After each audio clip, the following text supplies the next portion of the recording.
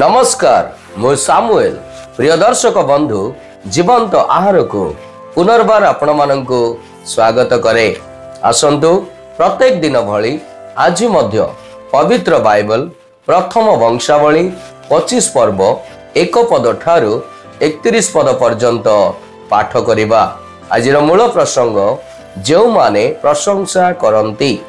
एठारे प्रकार लेखा जाए आहुरी आसफ्र ओ हेमनर ओ जिदुथुनर संतानगण मध्यरु दाऊद ओ सेनापति माने केतेकंकु बिना नेबल ओ करताल द्वारा भविष्यत वाक्य प्रचारर सेवा कार्य निमंते पृथक कले। पुणी आपणा आपणा सेवानुसार कर्मकारी मानकर संख्या एई आसफ्र संतान मानकर कथा। आसफ्र संतान सकुर ओ जोसेफ ओ नथनिय ओ असारेल एमान आसफ्र हस्ताधीन राजाज्ञा अनुसार भविष्यत वाक्य प्रचार कले। जिदुथुनर कथा जिदुथुनर संतान गदलिय ओ सरी ओ जिसायाह हसबिय ओ मतथिय 6 जन एमाने आपणा मानक पिता जिदुथुनर हस्ताधीन बिना द्वारा सदा प्रभुंकर धन्यवाद ओ प्रशंसा करी भविष्यत वाक्य प्रचार कले।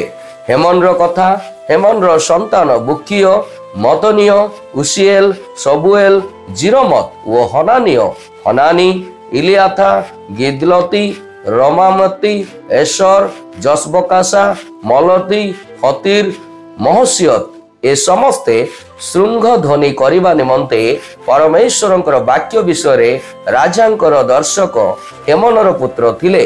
परमेश्वर हेमन को 14 पुत्र ओ 3 कन्या देले।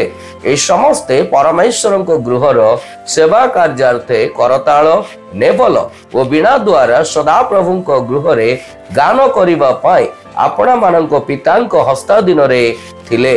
आसफ जिदुथुन ओ हेमन राजाज्ञाधीन थिले। सदा प्रभु उद्देश्य रे गान कार्य रे शिक्षित ओ निपुण ए समस्ते ओ एमानंक भातृगण संख्या रे 288 जन थिले। ए उतरे से माने सान बड़ शिक्षक छात्र समस्तंक रक्षण निमंते समान रूपे गुली बांट कले। तो आसफ निमंते जोसेफ पक्षरे प्रथम बांट उठिला। द्वितीय गदलिय पक्षरे से ओ ताहार भ्राता ओ पुत्र माने 12 जन थिले। तृतीय सकुर पक्षरे ताहार पुत्र ओ भातृगण 12 जन। चतुर्थ जिश्री पक्षरे ताहार पुत्र ओ भातृगण 12 जन। पंचम नथनिय पक्षरे ताहार पुत्र ओ भातृगण 12 जन। षष्ठ बुकिय पक्षरे ताहार पुत्र ओ भातृगण 12 जन। सप्तम जिसारेला पक्षरे ताहार पुत्र ओ भातृगण 12 जन। अष्टम जिसाय पक्षरे तार पुत्र ओ भातृगण 12 जन। नवम मतनिय पक्षरे तार पुत्र ओ भातृगण 12 जन। दशम सिमी पक्षरे तार पुत्र ओ भातृगण 12 जन। एकादश असारेल पक्षरे तार पुत्र ओ भातृगण 12 जन। द्वादश हसबिय पक्षरे उठिला तार पुत्र ओ भातृगण 12 जन। त्रयोदश पाई सबुएल तार पुत्र ओ भातृगण 12 जन। चतुर्दश पाई मतिय तार पुत्र ओ भातृगण 12 जन। पंचदश पाई जिरेमत तार पुत्र ओ भातृगण 12 जन। षोडश पाई हनानिय तार पुत्र ओ भातृगण 12 जन। सप्तदश पाई जसबकासा तार पुत्र ओ भातृगण 12 जन। अष्टादश पाई हनानी तार पुत्र ओ भातृगण 12 जन। ऊनविंश पाई मलेती तार पुत्र ओ भातृगण 12 जन। विंश पाई इलियाथा तार पुत्र ओ भातृगण 12 जन। एकविंश पाई हतीर तार पुत्र ओ भातृगण 12 जन। द्वाविंश पाई गिदलित तार पुत्र ओ भातृगण 12 जन। त्रयोविंश पाई महसियत तार पुत्र ओ भातृगण 12 जन। चतुर्विंश पाई रमती एसर तार पुत्र ओ भातृगण 12 जन गुली बांट रे उठिले। ईश्वर पठित शास्त्रांश रे हम प्रत्येक को आशीर्वाद करंतु। आसंतु प्रिय माने एई पठित शास्त्रांश को बुझिबा निमंते चेष्टा करू।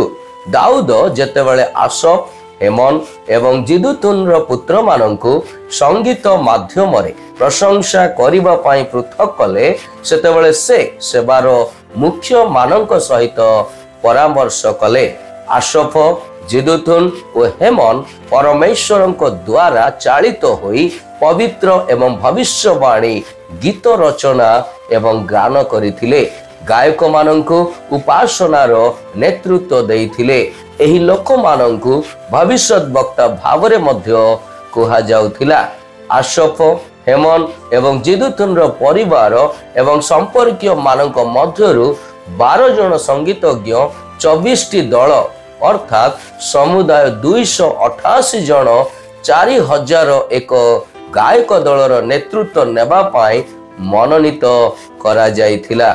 जाजक एवं मंदिर अधिकारी मानक परि संगीतज्ञ मानंकु गुलीबांट द्वारा मनोनीत करा जाउथिला, जहा मंदिर रे सेवार एक समान क्रम सुनिश्चित करिथिला, जहा आम्भे माने 7 पदरु 31 पद मध्यरे देखुअछु। एही शास्त्रांशरु ईश्वर आम्भ मानंकु कोन सिखांती आसंतु मोर प्रिय माने आम्भे माने ता शिखु एवं अपना जीवन रे ताहा कार्यकारी करिबा निमंते चेष्टा करू। प्रशंसार मूल दुआ वाद्य यंत्र एवं गीत विषय नुहे बरं परमेश्वर वाक्य विषय अटे। यह स्पष्ट थिला जे लेवीय गायक दलर नेता मानंकु भविष्यत वक्ता कुहा जाउथिला एवं सेमाने रचना करिथिबा गीत गुड़िकर शेष रे बाइबल रो अंश होई गला, जहा गीत संगीता 39 पर्व 50, 62 पर्व रो 73 रु 83 मध्यरे आम्भे माने देखु जेतेबेले आमे वाक्य रे स्थापित होई थाउ एवं एहा सहित सम्मानित होई थाउ एवं आमर प्रशंसा गभीर एवं समृद्ध होई थाए। जेपरी गुलीबांट द्वारा जाजक मानकर दायित्व नियुक्त करा जायथिला, ठीक सही परी संगीतज्ञ मानकर दायित्व मध्य थिला। परमेश्वरंकर प्रशंसा करिबा समय स्थिति एवं पदवीर कौनसी अर्थ नथिला। आपणक आध्यात्मिक संप्रदायर लोक मानंकु कोन भेदभाव बिना परमेश्वरंक सेवा करिबा पई आज समान सुजोग दिया जाउअछि कि? ईश्वर आजिर ध्यान रे हम प्रत्येक को आशीर्वाद करंतु। आसंतु आम्भे माने प्रार्थना करिबा। हे प्रभु, आपणकर वाक्य अनुसार प्रशंसा करिबा निमंते एक उपासक दल को एवं पूर्ण मनरे पूर्ण चित्तरे तुमर आराधना करिबा पई एक मनोनीत प्रभु गोष्ठी को तुम्हें बाछिथिबा हेतु आमे तुमको धन्यवाद दउछु। प्रभु यीशुଙ୍କ नाम रे ए प्रार्थना मागिलु, आमेन।